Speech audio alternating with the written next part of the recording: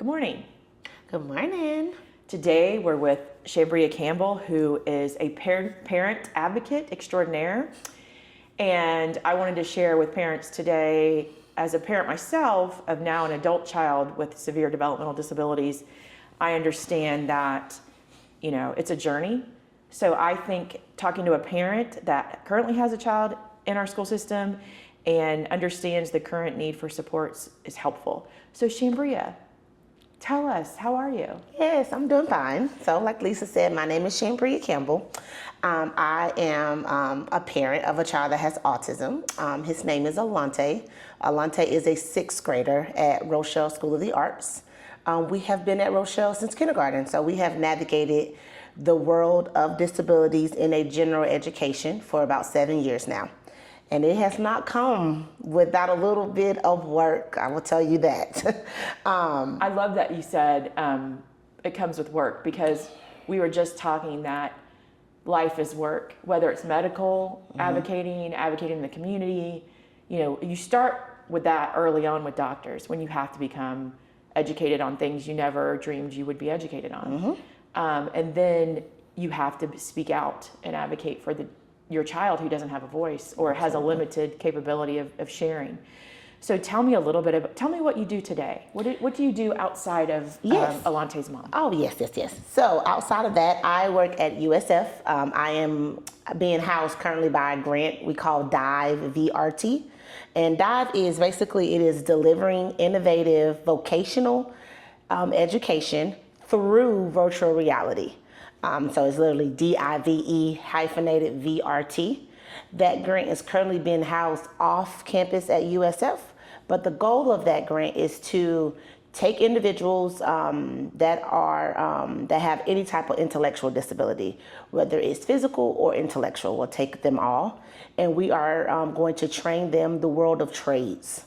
So when they finish this program, this free program, they will be, this year, they will be an HVAC technician. So then we're going to start going into employers, actually next week. And we're going to start trying to bridge some of those connections, letting them know that we have some students and individuals that within the next couple months will be fully trained. They will have their certification. They will have any type of mandate that the state has recommended. So they will be ready, trained, and ready to go. I think that's fantastic.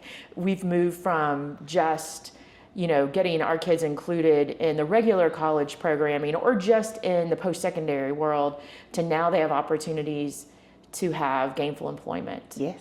So I love that. Yes. Okay, so I'm going to put a link to that program so people can learn more about that at USF in Tampa. So tell me a little bit about Alante and his journey, and I want to be respectful of him, so you don't have to share too much about him, but I want to hear, and I want parents to hear, encouragement and support of what it takes to be in, sometimes I call disability world, which probably is not the most correct thing to say, but there is a connection and a family-like environment to people who share the journey. Absolutely, yeah. So talk a little bit about, we'll be brief because we want to really get into advocating in education, but talk about all the way from the diagnosis and how when he started school and how that looked. Yeah, so just to get started, Alante was diagnosed at the age of 3. So when we got into pre-K, he actually started pre-K with Polk County Public Schools. That was pretty seamless to say the least. Our hardest year had to have been 2nd grade because next year in 3rd grade, it was time to test. And if you know anything about kiddos with disability, you know testing is hard for any of them. So I would say that's when my advocacy journey really picked up, because it became more so of the individual, not about that test. So once we can sit and we could talk about the things that he needs outside of testing, we were having the same conversations over and over again. It was just how we make that look in his classroom for him by also making him be as included as possible. And I think that's where we struggle sometimes. We're telling them our kids need this, this, and this, but we're not telling them that our kids needs those things along with needing other kids that do not have disabilities. Because there are some things that we cannot teach them in that classroom, but another child could. So I think more than anything, my biggest biggest stickler about the whole thing has been including him in that classroom environment. And so that's really what I market his success to. Alante still struggles in reading, but we have tutoring and we have all this type of curriculum that we can do. And he might struggle in reading for a long time, who knows? But at the same time, I went to orientation this week and Alante has friends. He has friends. Everyone came up and spoke to him. Everybody wanted to know what period he had, what teacher. And he was excited about it. The teachers was excited to see him. So I think more than anything, I think we get a little bit off track to being this normal thing. It's not, they don't have to be normal. They just have to be part of their peers. So then their peers can see what different is, and that's what makes kids strong. That's what makes kids successful. So I can't, this journey has been nothing easy to say the least, but this week has showed me that we have our wins in the smallest ways possible. Girl, we're gonna edit this. I got emotional. Yeah, he did good too. This week was great, yes.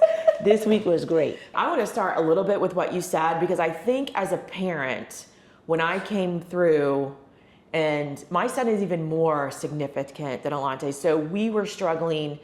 It was really pushing the envelope to get him fully included, and we did it, and we were successful in that. And I realized as the years went on, the age gap and the academic gap kept growing, but what meant the most was the peers, and not really Michael's reaction to the peers, the kids' reaction to him. Like teaching them to be better humans, introducing them to people that are different than them. Yes. Talk a little bit about, as a parent, building those relationships with the schools and staff. Oh, absolutely. So I think people think when you go into those rooms to have those IEP meetings, I think you think that they're on one side and you're on the other. That is not the case. I think when we break down the wall of it's you versus me, and we realize that we're here for a child, for a student and their success. Nothing whether you and I like each other, that doesn't matter. It's about what can we do today to change the trajectory of what he needs. That's it. Right. So when we break that down and they realize, listen, I am here as a voice to make sure that he gets what he needs, and that's not being your enemy. We can be friends and we can get this done together. The more of us that wants the same thing, we are stronger together than we'll ever be in silos. So I don't come to a meeting hoping to be in a divide. I want to be collaborative. I want to know what you know, because I don't know what you know, you don't know what I know. So why would we not work together for our kids? Like, are these not our future? That's how I go in my meetings. It's not about you versus me. It's not about that. When it's all said and done and you look aside all those papers, what can we do today to change his life tomorrow? And if you have a reason and you have a goal in mind, let's talk about it.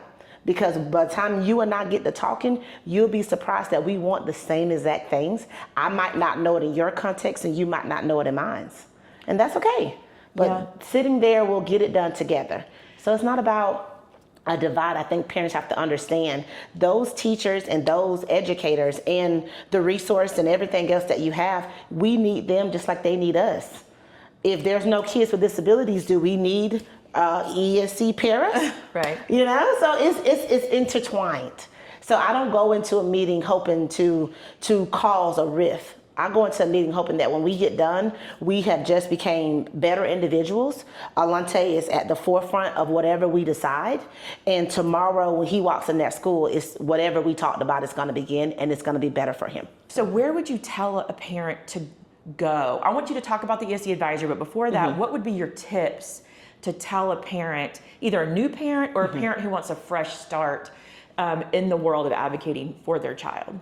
Okay, so where would they go for resources to start out?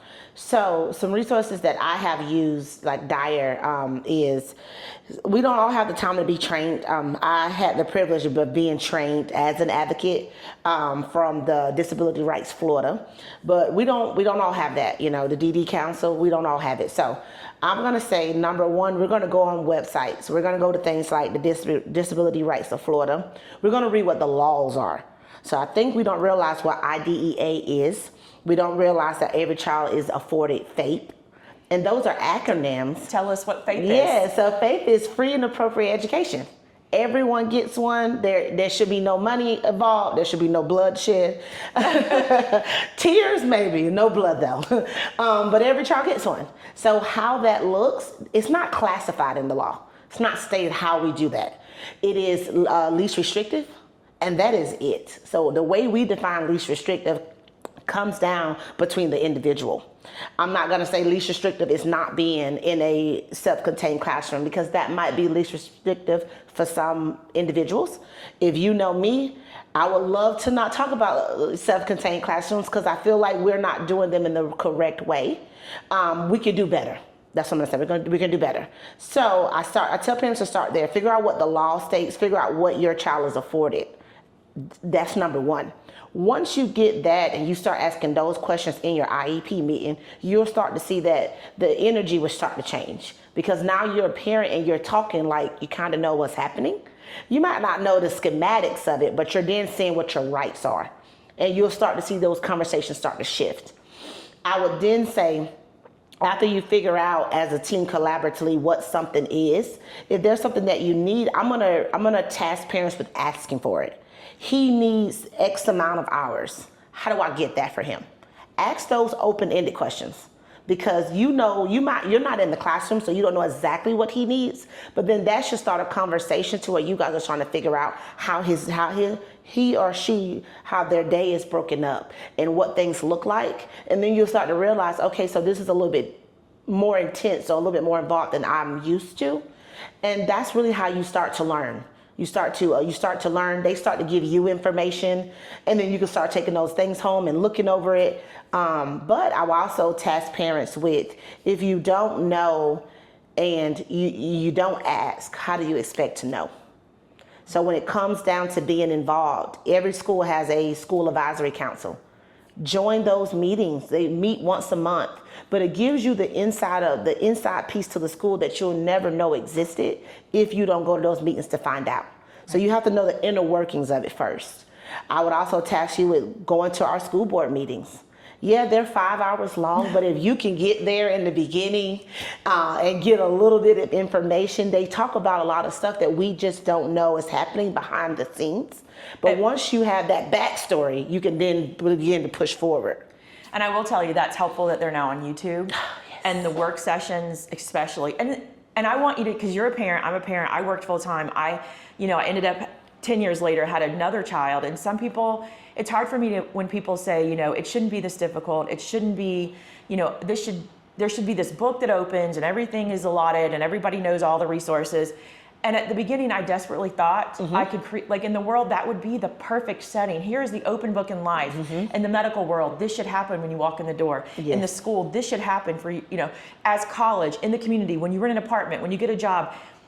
I can tell you, because it's so different for each child, that is not what it looks like. It isn't. You have to become, it has to be a full-time job. It has to. A secondary, whether it's fair or whether, whatever you want to call it. Yes. To do this in life, not just education, you have to submerge yourself in it.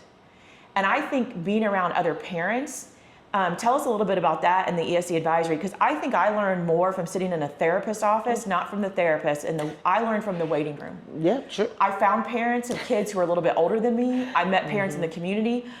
If Terry Milliken watches this, I threw Ian Milliken's name around all the time, because I heard in the therapy room they did it for Ian. And if they did it for Ian, they're going to do it for Michael. So talk about making those kind of community connections. Oh, yes. Oh, my gosh. So we have the ESE Parent Advisory Council. Our first meeting is coming up August 14th. We will be at Bartow Middle School. It is from 5:30 to 7:30. But I can tell you the energy in this room will be one that you won't be able to mask, because there's going to be parents that are going to come in. There's some going to be upset, some's going to be super happy, but by the time they all leave with a sense of understanding. One, that you're not the only one. I promise you, you're not the only one. Your child's not the only one at that school that's struggling. You're not the only one in those meetings yelling. I promise you that. There's more of us, but the more we work together, the more we realize what the resources are, the more we tap into how to use the resources, the more meetings we come to, the more you realize that this world is huge. It's a huge, huge, huge world, but we all have the same things that we're literally chasing after. So when you come into these meetings, please come, please come. When you come into these meetings, come in with your questions. Come in seeking your answers, because those are the things that you deserve. And we're going to have district personnel there. We have some of our beautiful school board members. They come. They're all there, and we're all there to do exactly that. We're there to bring you resources. So at this first one, we're going to have Fiddlers there. And Fiddlers is, help me out, Lisa, Florida Diagnostic Reading learning resource. I'm not sure. There's a lot of acronyms, and I should know that. But yes, Fiddlers will be there. It's a grant-funded program that provides training and support to our staff and to our parents. So they're going to come. They're going to give their presentation. They're going to leave you guys with resources on how to utilize them more throughout the school year. And then after that, we have like an open session where you can get some of those specific student-led questions asked. Obviously, whatever you're willing to share is absolutely that. But we try to be able to get you with your, whether it's your senior manager, whether it's your, whether it's the ESE, the senior director. She's always there. We're there. The parent liaison is there. And then Ashley and myself, we are also there in the capacity of, we both have students that have disabilities that are in our Polk County school system. So we're navigating these same chains that you are. I wish I had a book to give to you all. I really wish I can, but I can tell you, when you have those specific questions, Ashley and myself, we make ourselves available as much as possible to be able to get you the answers that you need to make your journey just that much easier. We will be at Bartow Middle School, and it's from 5:30 to 7:30. And I'm not mistaken, we'll be in their cafeteria, but just come, we'll have signs, you won't get lost. I promise. I appreciate what you do. None of this is that you're not paid to do this by any means. There's no district connection to you. And I think that's important, because parents sometimes feel a disconnect if the district is providing awareness or services. They feel like it's slanted. But you and Ashley are parent volunteers. So anything you want to end with telling parents or even staff? I mean, we have teachers come ask me, can I come to these meetings? Because absolutely, we understand that their degree, even though those 20 hours of ESE is included, it doesn't really go far enough to tell them. No, absolutely not. So staff, if you're watching this, you're more than welcome to these meetings. Please. You're not a target at these meetings. We promise. This is a learning opportunity. So share anything else you'd like to tell people. So staff, especially our teachers, I love to create relationships with our teacher. We participate in all times of the year to give a teacher a gift because we cannot do it without you all. We understand it's a lot for you guys being in those classrooms. We're not telling you it's going to be easy, but we're telling you, if you have suggestions that maybe we don't know to ask for in our IEP meetings, come let us know, so that way we can be more collaborative. Your day can be easier, which makes our day easier, because our child is getting what they need to be successful. That's really all it's about. So I will tell you guys to come. I also want to say thank you, because I don't think you guys are thanked enough for what we ask you to do in those classrooms, whether they have a disability or not. I don't think we say thank you enough. So if you haven't heard today, thank you. And to my parents, come. This is a journey, whether you're just starting it or whether you've been on it for the last 5 years. It doesn't matter. One conversation can change the trajectory of your journey. I promise you that. And if we don't know the answer, we'll get you one. If we can't make it easier, we'll do our best. So come, let's work together. Like Lisa said, Ashley and I were 2 individuals in this huge Polk County. The more of us that shows up, the better it will be. I promise you that. We have a district now that is willing to listen. So you guys do your part, show up, allow us to help you, be part of the change. And we'll just keep trugging along. Thank you so much. It was so great that you spent time with me today, and I'm wonderful. This program is great. I can't wait to learn about it. Thanks, Shambria.